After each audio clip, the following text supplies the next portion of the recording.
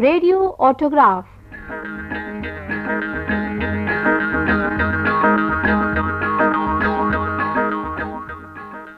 پروگراموں کے اس سلسلے میں ہم آپ کی ملاقات ملک کی معروف شخصیتوں سے کراتے ہیں۔ آج ہم آپ کی ملاقات عربی کے مشہور استاد پروفیسر عبدالعزیز میمنی سے کرا رہے ہیں۔ لیجیے پروگرام سماعت فرمائیے، ریڈیو آٹوگراف۔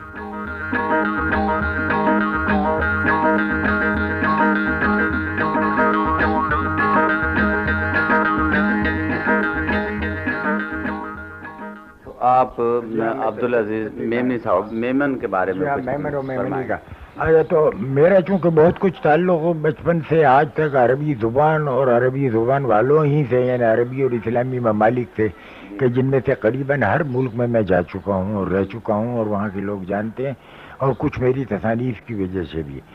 تو نام کے آگے اگر لفظ میمن رکھوں تو ان کے طریقے کے سراسر خلاف ہے اور ہمارے طریقے کے بھی خلاف ہے۔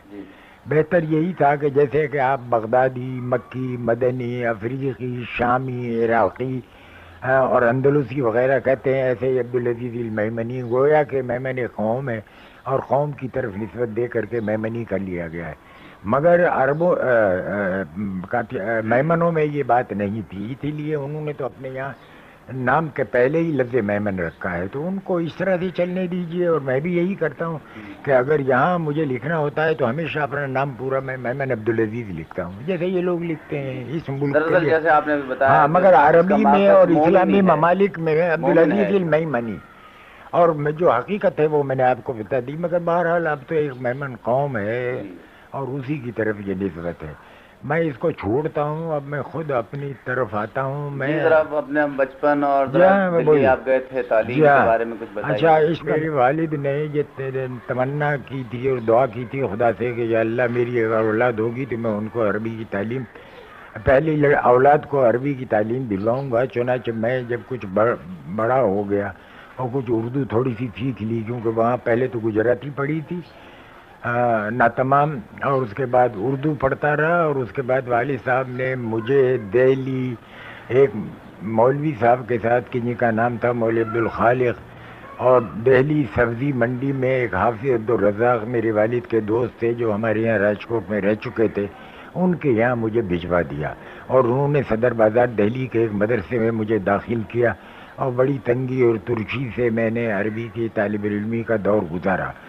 اس میں سے غالباً 4-5 سال تو ایسے بےمانی سے گزرے، اور مگر میں نے اس کو بےمانی نہیں ہونے دیا، اور غالباً بمشکل 3 سال گزرے ہوں گے میرے کہ میں صحیح راستے کے اوپر لگ گیا، اور عربی گرامر میں میری مہارت اس درجہ طالب علمی کے زمانے میں ہو گئی کہ دہلی کے اکثر اچھے علماء جو تھے قدر کرتے تھے، اور بہت سے آدمی تو مجھ سے پڑھتے تھے، حتیٰ کہ بعض عرب جو ہمارے مدرسے میں آئے ہوئے تھے نجد سے پڑھنے کے لیے، انہوں نے بڑے مولانا صاحب تھے مولوی عبدالوہاب، ان سے پڑھنے کی بجائے مجھ سے پڑھنے کو ترجیح دی، چنانچہ میں نے ان کو اصول حدیث کی کتابیں پڑھائیں۔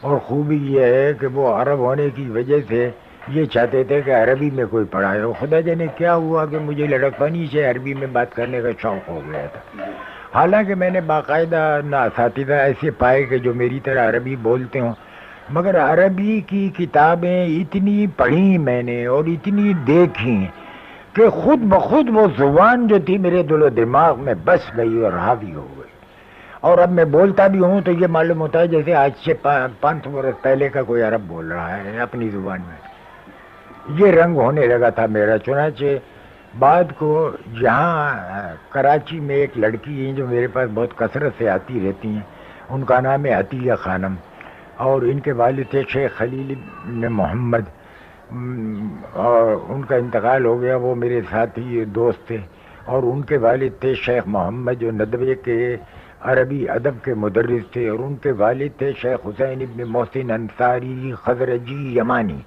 جو میرے استاد تھے۔ یعنی اس لڑکی کے جو لڑکی نہیں ہے، یہ خود بہت سے بچوں کی ماں ہے، ہمیں اس کے پرزادہ جو تھے وہ میرے استاد تھے، اور آج سے 66 برس پہلے ان سے میں نے دہلی پھاٹک حبش خاں میں سن 1326 ہجری میں حدیث کی سند لی تھی، اور ان کے ہاتھ کے دستخط اور ان کی مہر دونوں میرے پاس موجود ہیں، آج سے 66 برس پہلے۔ اب مولانا عمر کتنی ہو گئی آپ؟ میری عمر 83 سال. ماشاءاللہ. جی. تو مگر اب ہار گیا ہوں. اب قوا جواب دے گئے ہیں. ہاتھ پاؤں آنکھ کان سب چیزوں پہ بہت برا اثر ہو گیا اور مجھے آرام نہیں ملتا پورا. باہر کے ملکوں میں بھی تشریف لے گئے آپ؟ جی ہاں، میں وہاں بھی بہت درس و تدریس کا سلسلہ کہاں کہاں گئے تھے آپ؟ جی ہاں، میں آپ کو بتاتا ہوں کہ کن کن ملکوں میں. باہر یہاں سے میں مصر گیا ہوں 3 مرتبہ اپنی زندگی میں. جی.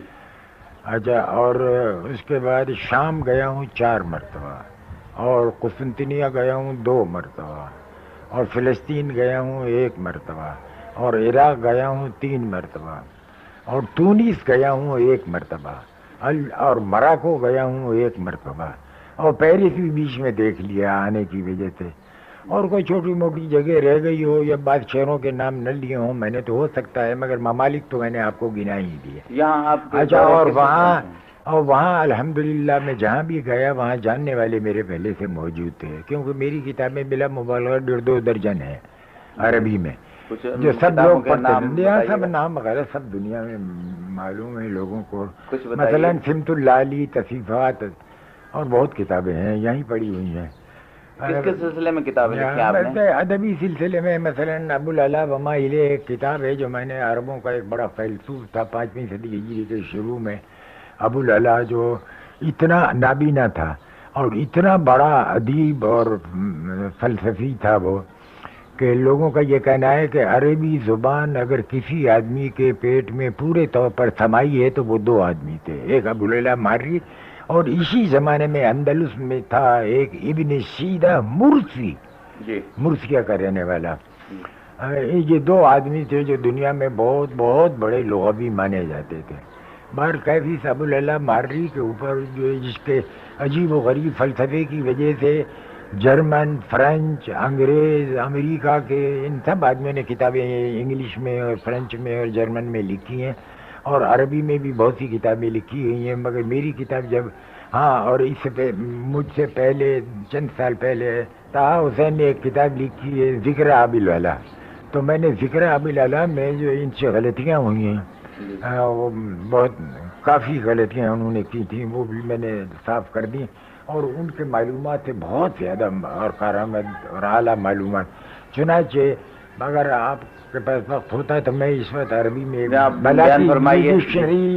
ایک ڈکشنری لکھی گئی ہے الاعلام جو بہتوں کا تو یہ کہنا ہے کہ اس صدی میں اتنا بڑا کام کسی نے نہیں کیا. وہ میرے دوست خیر الدین دریکلی کا کارنامہ ہے اور ان کو مسٹر کرینکاؤ نے یہ لکھا کہ غضب کا کام کیا آپ نے کہ جہاں آپ نے ابو العلا ماری کا نام اور ابو العلا پہ جو کتابیں لکھی گئی ہیں ان کے نام لکھے اور استاد میمنی کی کتاب کا آپ نے ذکر نہیں کیا، حالانکہ کتاب وہی ہے باقی سب مذاق ہے.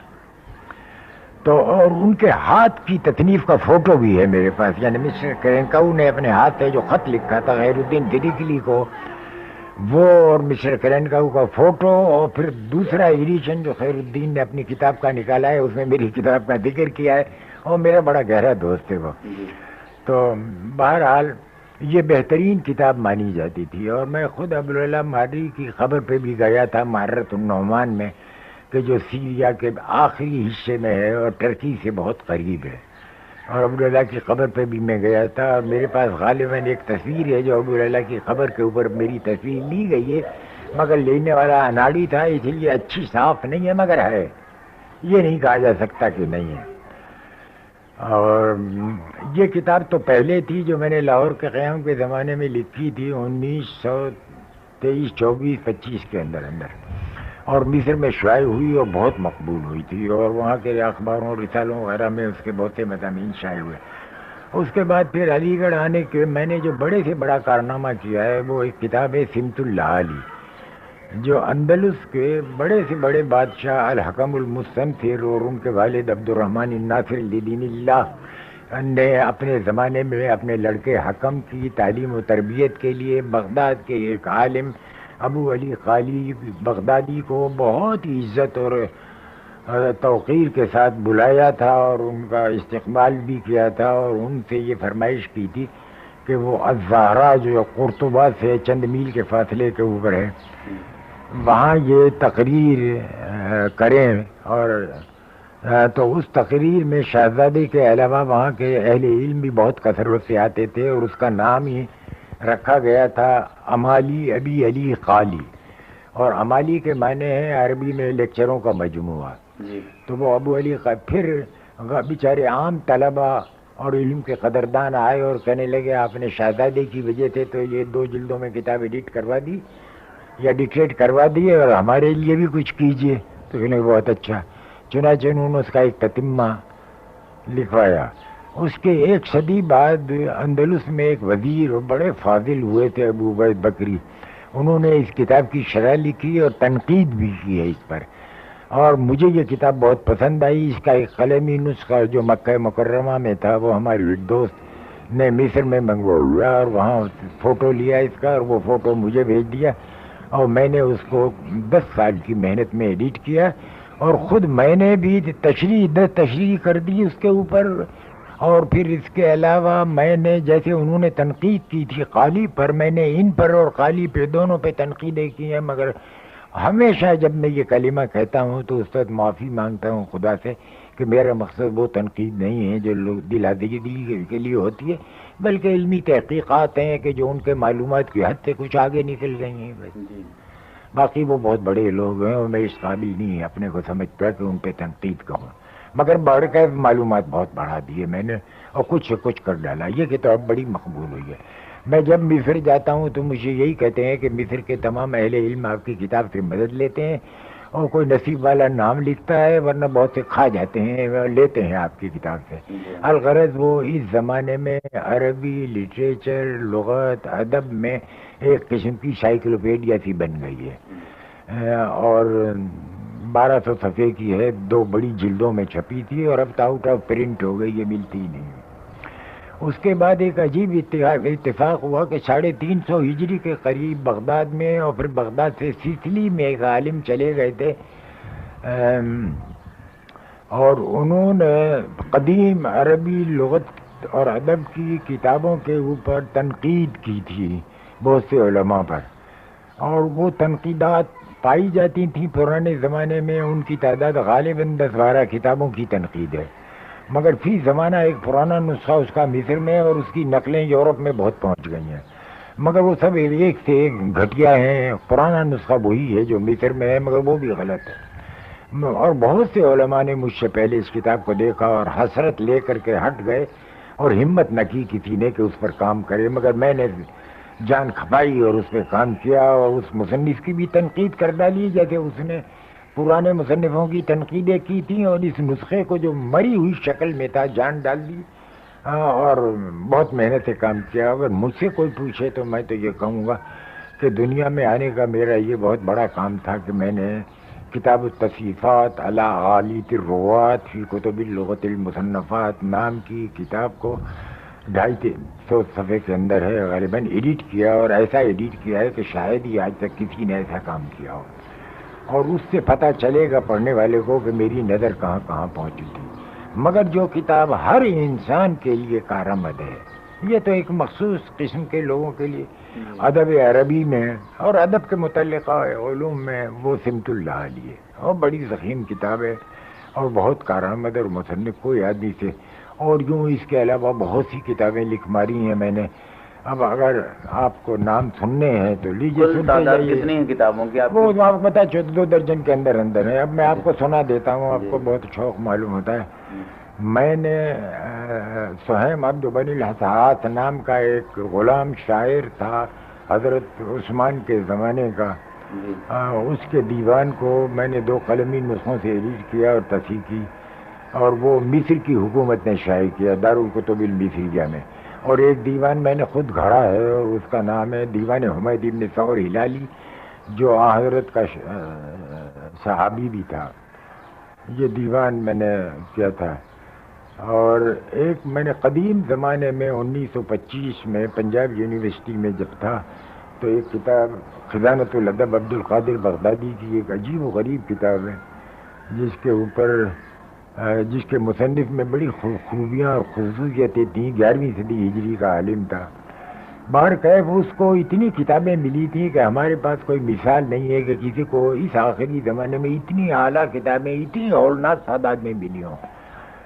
تو اسی لیے ضرورت تھی اس بات کی کہ اس کی ان کتابوں کا حوالہ دے دیا جائے اور جن جن صفحوں میں اس کا نقل آتی اس سے بڑے فائدے ہوں گے. اچھا، میری تصانیف میں سے ابو العلا وما الیہ پہلی کتاب ہے. ویسے تو میں نے 2 کتابیں اس سے پہلے لکھی تھیں، مگر ان کا کیا ذکر کروں، وہ چھوٹی اور اتنی اہم نہیں اور عام فائدے کی چیزیں نہیں تھیں. مگر ابو العلا وما الیہ نے دنیا میں مجھے کافی مشہور کر دیا، وہ بہت مقبول ہوئی یہ کتاب. اور اس کے بعد 10 برس کی محنت سے میں نے علی گڑھ میں بیٹھ کر کے 1925 سے 1935 تک کی مدت میں وقتاً فوقتاً کبھی 2 مہینے کام کیا، کبھی 3 مہینے کیا، کبھی مہینہ بھر کیا، ایسا. بہرحال 10 برس تک یہ سلسلہ چلایا. اور میں نے سمت اللہ علی میں ایک تو نیا طریقہ میں نے انڈیکس سازی کا ایجاد کیا ہے، جو مجھ سے پہلے یورپ والے 100% ناکام رہے ہیں اور میں کامیاب ہوا ہوں، اور ہر آدمی نے مان لیا ہے کہ میرا طریقہ انڈیکس سازی کا زیادہ صحیح ہے اور یورپ والوں کا ناکارہ ہے. چنانچہ مسٹر کرینکاؤ نے بھی مان لیا تھا. اور میرے پاس چند ایک کتابیں جو بعد کو چھپی تھیں مصر میں، ان میں آپ کو دکھاؤں گا کہ جن لوگوں نے فہرستیں بنائی ہیں انہوں نے اپنی فہرستوں کے شروع میں لکھ دیا ہے کہ فہرست القوافی علی طریقۃ الاستاذ المیمنی، یعنی قوافی کی فہرست دی ہے جس طرح میں استاد میمنی نے طریقہ بتایا ہے. اور شعراء کی فہرست بھی بہت اچھی میں نے بنائی ہے، مگر میں اس سے کوئی جدت نہیں زیادہ کہہ سکتا. ہے کوئی جدت ضرور، مگر قوافی کی جو ہے وہ بہت ہی اہم ہے. اس میں بالکل 100% ناکام ہوئے ہیں یورپ والے، اور میں کامیاب ہو گیا، مگر بڑی محنت ہے. ایک آدھ جان جائے گی تب جا کر کے وہ فہرست کھڑی ہوتی ہے.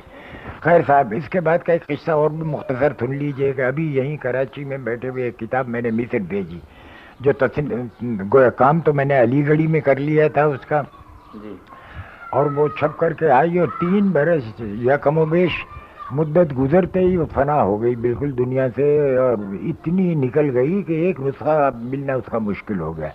چنانچہ انہوں نے مجھے لکھا اور دوسرا ایڈیشن نکالنے کو کہا، اور دوسرا ایڈیشن بھی نکل آیا ہے، اور وہ بھی یہاں پڑی ہوئی ہیں، میں آپ کو دکھا سکتا تھا. اس کا قصہ یہ ہے کہ عربی ادب میں ایک بہت پرانی کتاب ہے حماسہ، جو اردو دان بھی نام سنتے ہیں اور یاد ہوگا انہیں.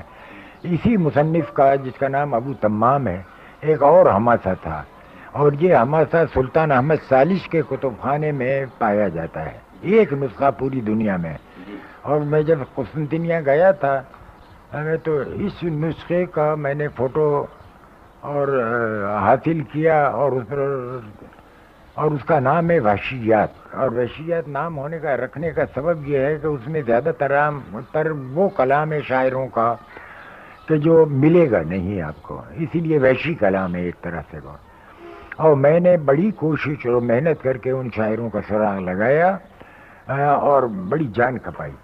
اب مصر میں جب میں ایک مرتبہ اپنے ایک دوست ہیں جو آج کل بہت اچھے مشہور ادیب ہیں، محمود محمد شاکر، ان کے پاس بیٹھا ہوا تھا، تو انہوں نے کہا کہ جس زمانے میں آپ نے اس کتاب کو پہ کام کیا تھا اسی زمانے میں میں نے بھی کچھ حواشی لکھے تھے، مگر انہوں نے دکھائے نہیں مجھے. باہر کا بہت اصرار کیا اور ضد کی اور کہا کہ مجھے بھی شریک کر لیجیے. اب دیکھا نہیں میں نے ان کے کام کو، میں کیسے کہوں کہ ان کا کام کس درجے کا ہے. آپ سمجھتے ہیں کہ ایسے موقع پہ لوگ بدگمانیاں بھی کیا کرتے ہیں، مگر میں کہ نہیں کہہ سکتا ہوں. میں نے کہا اچھا صاحب، آپ میرا جو ہے وہ رہنے دیجئے، اتنی مہربانی کیجئے، اور آپ کے جو اضافہ کرنا ہو کر دیجئے. چنانچہ انہوں نے کچھ اضافہ کیا، اب وہ آپ کے سامنے موجود ہے، اور ان کا اضافہ بھی موجود ہے، اور وہ جو اصل میرا کارنامہ ہے اور میرے ہی نام پر ہے وہ کتاب. تو باہر کیف ابو تمام کا دوسرا حماسہ جس کا صرف واحد نسخہ روئے زمین پر تھا، اور اس کا پتہ لگا کر کے میں نے اس کو وحشی ہونے کے بعد انسی بنا دیا ہے، یعنی انسانوں سے مانوس کر دیا، ورنہ پہلے بالکل وحشی تھا، کوئی جان نہیں سکتا تھا ان شعروں کو. اور بہت خوبصورت دارالمعارف ایک پریس ہے، اس میں بہت اعلیٰ پیمانے پر چھپا ہے، اور ابھی کل پرسوں ہی میرے پاس وہ جلدیں پڑی ہوئی ہیں اور 2 ایڈیشن نکل چکے ہیں. اچھا، بعض کتابیں ہیں میری لوگ مجھ سے پوچھتے تک بھی نہیں ہیں اور ان کے فوٹو چھاپ دیتے ہیں. چنانچہ بیروت میں میرا دیوان حمید ابن ثور ہلالی جو ہے، میں نے دیکھا کہ وہ دارالکتب المصریہ میں مصری حکومت نے جو شائع کیا تھا اس کو کیا کہتے ہیں فوٹو چھاپ دیا. نہ مجھ سے پوچھتے ہیں نہ ان سے پوچھتے ہیں. اچھا میری کتابوں کا جہاں ذکر آیا وہاں ایک طرائف الادبیہ نام کا ایک مجموعہ ہے جس میں 4-5 چھوٹی موٹی کتابیں ہیں جن کے صرف نام میں سنا دیتا ہوں، زیادہ تفصیلات میں آپ کو نہیں ڈالتا. ان میں تو قریب ہمارے علم میں جو قدیم ترین عربی کا شاعر ہے جس کے متعلق بعضوں کا وہم اور خیال ہے کہ وہ شاید حضرت عیسیٰ علیہ السلام کے زمانے کے قریب کا ہے، اور اس شاعر کا نام ہے افوہ عودی. اس کا دیوان ٹوٹی پھوٹی شکل میں چند قطعے اور قصیدوں میں مجھے ملا تو میں نے وہ نقل کر لیے، اور اس کے بعد ڈھونڈ ڈھانڈ کر کے ادھر ادھر سے اس کا جو اور کلام ملا وہ اس کے ساتھ ملا کر ایک دیوان سا باقاعدہ کھڑا کر دیا، اور وہ پہلا رکھا اس کے اندر. اور دوسرا عربوں کا ایک مشہور ڈاکو ہے شنفرا ازدی، بڑا اچھا کلام ہے اس کا.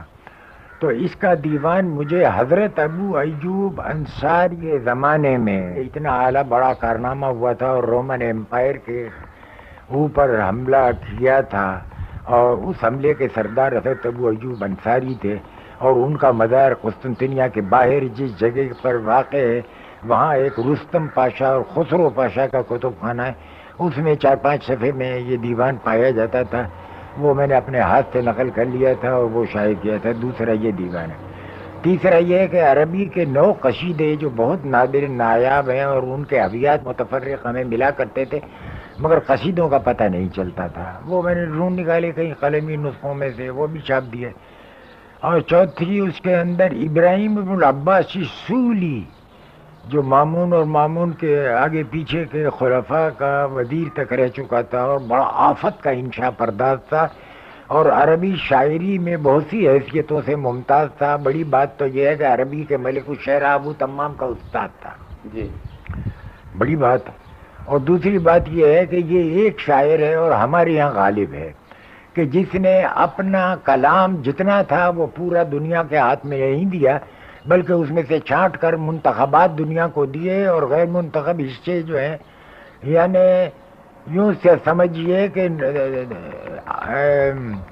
نسخہ حمیدیہ جیسے دیوان غالب کا ہے نا کہ اس کے اندر غالب کا وہ کلام بھرا ہوا ہے کہ جو غالب نے اپنے سامنے نہیں چھپایا.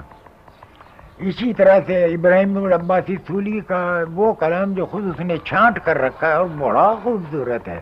بہرکیف یہ دیوان مجھے قسطنطنیہ میں ملا تھا، میں نے اپنے ہاتھ سے نقل کیا کیونکہ اس کا فوٹو لینا مشکل معلوم ہوتا تھا، اور یہاں بیٹھ کر اسے درست کر کے اور چھپوایا، اور دیوان ابراہیم ابن عباس سولی اس کا نام رکھا تھا. پھر ایک یہ ہے کہ عربی کے 3 بڑے شاعر ابو تمام، بہتری اور حماسہ اور متنبی، تو یہ 3 شاعر جو ہیں ان کو فی الجملہ لوگ کہتے ہیں اور کہہ سکتے ہیں کہ یہ ملک الشعراء ہیں. وہ میں تو کسی کو ملک الشعراء مانتا نہیں. ہیں اچھے شاعر، بڑے شاعر ہیں، اس سے زیادہ میں ہرگز نہیں کہوں گا، اس لیے کہ اور شاعروں کی حق تلفی ہوتی ہے اور بہت سی خوبیاں اور حیثیتیں ایسی ہیں کہ جن میں ان شاعروں میں بھی کچھ خوبیاں ہیں. بہرکیف عام دنیا کی پسند کو نظر انداز نہیں کیا جا سکتا. تو گویا آپ یاد رکھیں گے کہ ابو تمام اور ابو تمام کا شاگرد بہتری، اور بہتری کے زمانے میں ابن الرومی ایک شاعر ہوا کرتا تھا جس کو میں ہرگز بہتری سے کم نہیں سمجھتا، اور اس کا شاگرد ہے متنبی. یہ 3-4 شاعر جو ہیں ان کو بہت اونچا مانا جاتا ہے. تو ان تینوں شاعروں کے کلام کا ایک منتخب حضرت شیخ عبد القاہر جرجانی نے ایڈٹ کیا تھا، اور اس کا قلمی نسخہ علی گڑھ کے قریب مولوی حبیب الرحمن خان شیروانی کے کتب خانے میں تھا. میں نے وہ نقل کر کے اس کی شرح لکھی اور وہ بھی اس کے ساتھ چھپا دیا.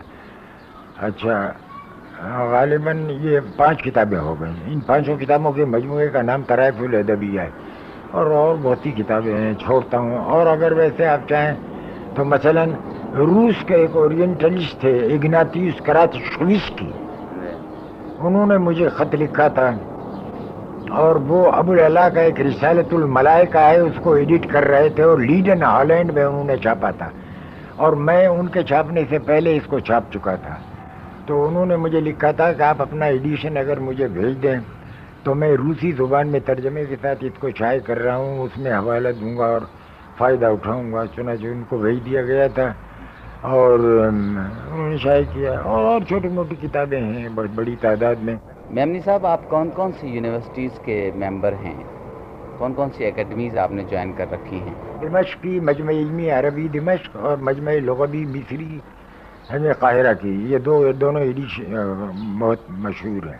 اب ہم یہ دونوں اکیڈمیوں کے ممبر ہیں اور دونوں اکیڈمیاں بہت مانی جاتی ہیں دنیا میں. یورپ کی اکیڈمیوں سے بہتر ہیں، خود یورپ والے بھی مانتے ہیں. کون کون سی دو اکیڈمیاں آپ نے نام؟ ایک دمشق کی مجمع علمی عربی دمشق اور مجمع لغوی مصری قاہرہ کی، یہ دونوں ایڈیشن بہت مشہور ہیں. ان دونوں کا میں قدیم زمانے سے ممبر ہوں، یعنی قریباً سن 28 سے ممبر ہوں مجمع علمی عربی دمشق کا. اور جب میں جاتا ہوں تو وہ بڑی شاندار دعوتیں دیتے ہیں اور تمام آدمیوں کو بلاتے ہیں، حتیٰ کہ وہاں کا بادشاہ پریزیڈنٹ تک بھی آتا ہے. اچھا، آپ کا یہ سوال کہ آئندہ آنے والی نسل کے کام کی کوئی بات میں ان تک پہنچا سکتا ہوں، میں تو خیر پہنچانے کو پہنچا بھی دوں گا اور آپ کا ٹیپ ریکارڈ اس کو ریکارڈ بھی کر لے گا.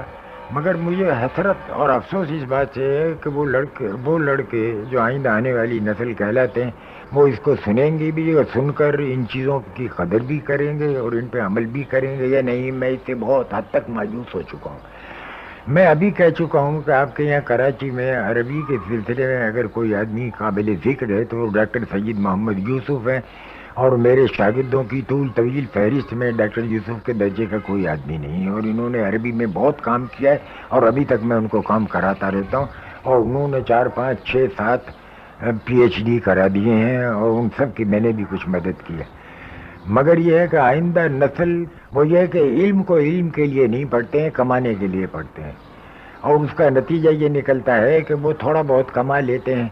تو اگر یہی مقصد ہے کمانے کا تو آپ مہربانی کر کے تجارت کیجئے. ہماری قوم میمن تجارت کرتی ہے اور ہر پڑھے لکھے سے زیادہ کماتی ہے.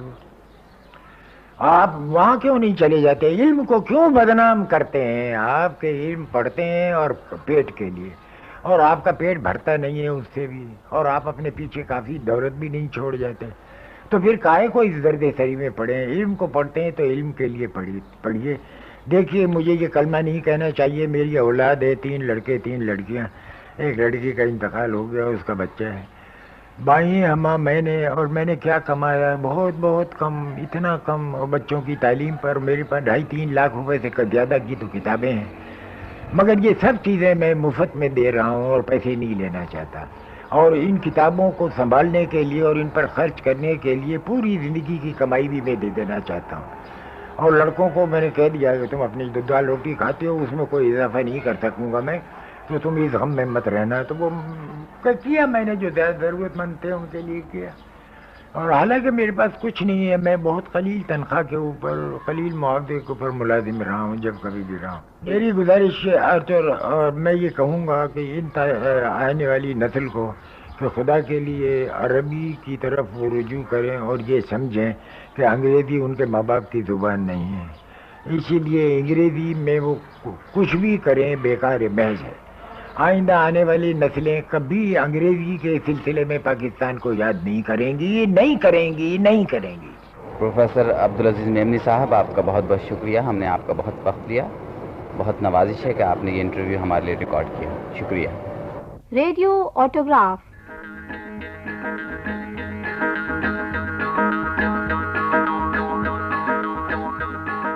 ابھی آپ عربی کے مشہور عالم پروفیسر عبدالعزیز میمنی کا انٹرویو سن رہے تھے.